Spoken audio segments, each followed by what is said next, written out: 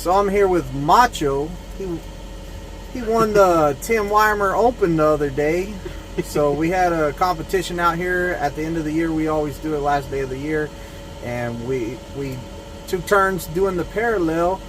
And we pulled up and like there's a guy already bragging. My student did it in 8 points in 2 minutes and 30 seconds. What you end up doing it in, Macho? 2 minutes and 5 seconds. 2 minutes and 5 seconds. I thought it was 1 minute and 5 seconds. No, it was 2. 2 minutes and 5 seconds? Yeah. Oh.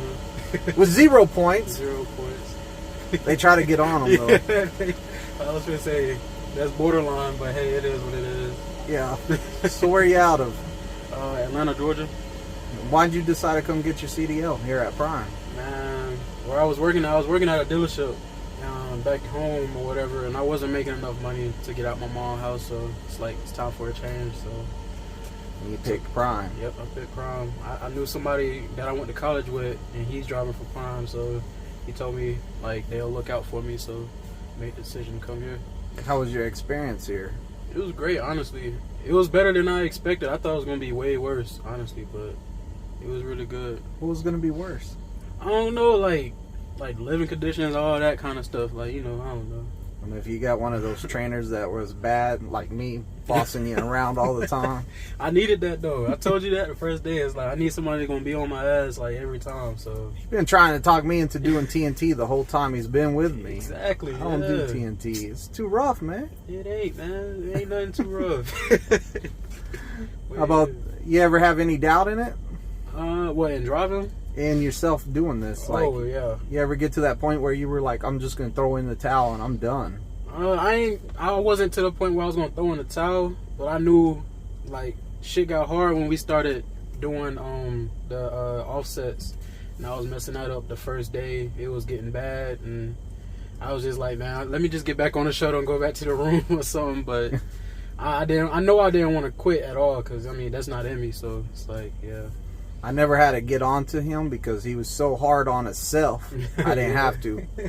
I'd tell him all the time. I'd be like, hey, man, you're harder on you than I am. Like, I'm not even that hard on you. You're over here beating yourself up, self-destructing. Yeah, that's just how I was raised. I've been like that since I was a little kid, like, playing sports and everything. It's like, I was always hard on myself because I expected more, you know. But I think there was some fear that first day of backing, and I think pretty much whenever I was like, get off the brake, you went and thought about it overnight, and you came back and you said, I ain't scared of this. Yeah, exactly. Yeah. I'm gonna show you what I can do. Yeah, and then like that, the next day after that, we was on the pad. You told me, you was like, man, you just gotta stop being a bitch. I'm like, you right. I didn't say that, but you said, hey, I talked to my buddy. He said, you said, I thought I told my buddy, like, what? Who was that? Your uncle or something? Yeah. He said, I feel like I'm being a bitch, and I was all like, and he told you what?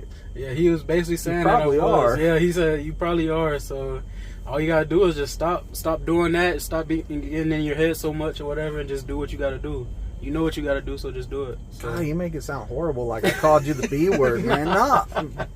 But it's like, I mean, I didn't take no offense to none of it, because it's like, bro, like, I had football coaches yelling in my face, you know what I'm saying? They ain't nothing, but it's like, you know, I need someone who's going to train me and make sure they get the best out of me, so I get the best out of myself, you know. So yeah, I thought it was odd the first day I met you, and I was all like, hey, I'm going to tell you every time you mess up, what you messed up, and like how to fix that and how to be better. I'm not going to tell you all the time, good job, buddy, good job, keep up the good work. Like, I'm going to be blunt with you, and I'm going to tell you what you did wrong. And that's true. From the start, he was all like, yeah, I like that, that's the kind of training I need. And I was all like, what? That's the first time I ever heard something like that. Yeah, man, like, that's what I need. I need somebody to constantly push me or whatever, so it's like, so I don't get too comfortable and nothing like that. But like, the first time I heard you say good job was after we was like the last day, yesterday basically, after we did the drive. It's like, you did pretty good and all that, so I was like, hey. So you knew you had it. Yeah, exactly. So he's fresh out from the test today, and he was that your first test? Yeah, it was my first one. Yep. First one, trifecta. Yep. He was out there flexing, like. Flexing, had to, man, you know. 0 points on his back end. No, 2 points on your back end. Yeah, 2 points on the parallel. But, and then 0 on your pre-trip. Yep, got 47 out of 47 on that. He did kind of slack off on that pre-trip that first week. Yeah, I think the hardest part about the pre-trip was really like the verbiage, because I came from working on cars, so I know where the car parts are and all that. It's just like saying problem not secure, not crap been broken, all that. That was the hardest part, honestly. I think the hardest part was getting him out of his room and to a vehicle to do the pre-trip. True, yeah, that was hard too, because I like being in my room, man. I'm studying in my room, laying in my bed. Yep, watching videos in my bed. Yeah, that's what I was doing. How was the room? It was all right. It wasn't too bad, you know. Campus?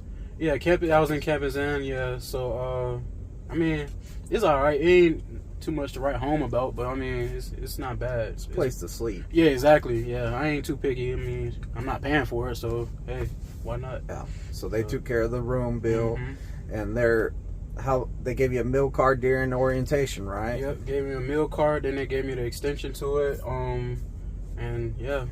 Made sure you was fed and everything. And then they give you $200 a week after that, right? Every Friday? Yep, every Friday. Is it on their Friday morning or what time? I'm not sure, honestly. I really haven't used it much. But you haven't? Nah, not really, nah. But because I tried to save money as much as I could before I came. But yeah, I used it like twice since I had got it. But yeah, $200 a week.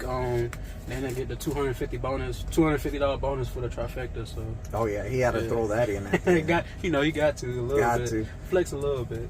And the people out here been treating you good? Oh yeah, for sure. Like yeah, this place honestly, like I always thought of truck drivers being buttholes or whatever, but it's like nah, everybody here like it shows that they care. Like it's people up here that don't even know me, don't even know my name. They say, hey, how you doing? You know what I'm saying? All that. Having whole conversations with me, you know, so yeah, that's a good sign. See, in Texas, I always was all like, we're nice in Texas, and then I come up here and everybody's telling me hi, and I'm all like, I don't know this dude. Why is he telling me hi? Exactly. Like whole new world over here. I was tripping. Yep. Then I found out that we are not so nice in Texas. We look at you crazy when you try to wave at us and stuff because we don't know you. Yeah, that's exactly how it is back home too. Like you go to certain areas, like you all happy, hey, how you doing? They just, you know what I'm saying? They're just gonna look at you like you crazy. But yeah, this place is very nice. I ain't gonna lie. What word of advice do you give to the new guys coming in? My biggest thing is don't be afraid to mess up in the beginning. You know, that was my biggest problem. Like I'm a perfectionist or whatever, so it's like I was on myself because I was messing up. But you mess up and learn from it, keep going, and then also listen to your trainer. That's a big thing.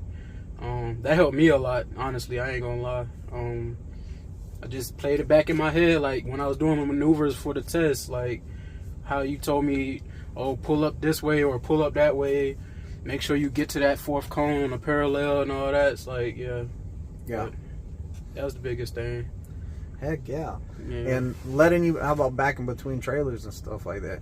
Oh, yeah. Letting you do that, putting you on the spot. He put me on the spot. And everybody was out there, too. I'm like, dang, man. I said, and I made it even worse because I said, hey, it's now your time to shine, bro, because there's all these people out here. Let's see what you can do. Yeah.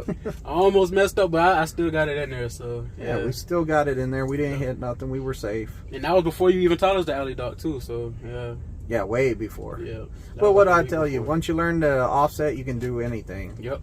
The offset is the most important, in my opinion. Yeah. Straight line back's probably the most important. Well, yeah, you build your eye for straight line. Yeah. Next, you learn how to actually move it in the offsets, is what I like to say. Yep. Once you learn how to control the trailer, you're good, honestly. You still recommend people come to Prime after all your experience? Oh yeah.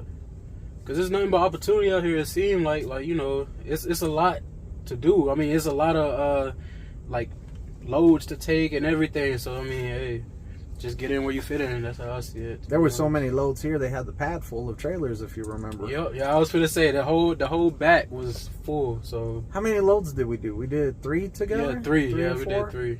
We went to Protein Solution. Yeah. What'd you think about that? That place sucked. I ain't gonna lie. It sucked, it stank, and it's really congested and everything. It's just all around bad, honestly. And you drove really smooth. Like, Yeah, that was a combo load you had, and those are a mess. Anybody ever pulled a combo load knows how bad those are. Yeah. A mess. And he did good on pulling it down there. Whoever gets Macho over here for TNT, you got lucky, man.